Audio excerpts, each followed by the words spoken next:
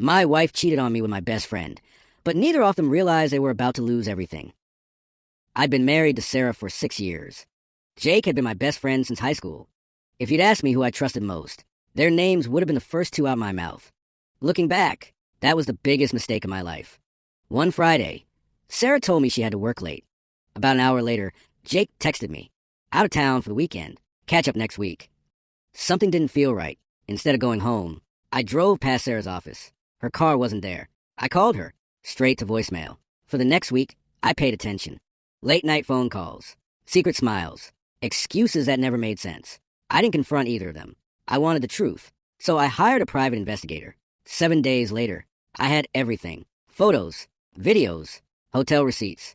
There was no denying it. The two people I trusted most had been betraying me for months.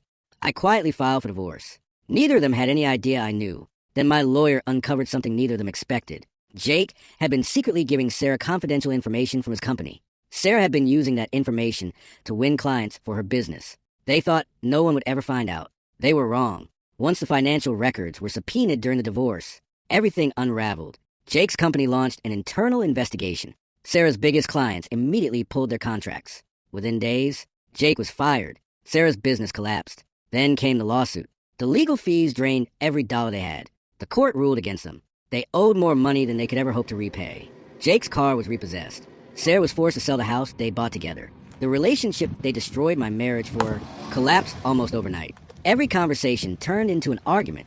Jake blamed Sarah for convincing him to risk his career. Sarah blamed Jake for ruining her future. Eventually, they couldn't even stand the sight of each other. They broke up. Jake had nowhere left to go. The last time anyone saw him, he was sleeping in his car outside a grocery store. Sarah moved back in with her parents.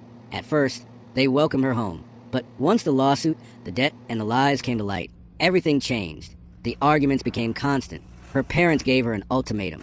Find a job, help pay the bills, or leave. She couldn't.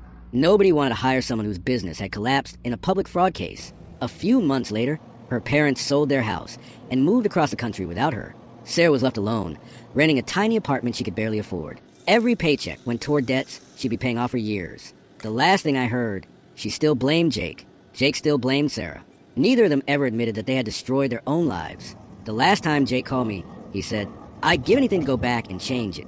I told him, "You already had everything. You just didn't realize it until you lost it." I never got revenge. I never needed to. The moment they chose to betray me, they wrote their own ending. And now, they have to live with it every single day.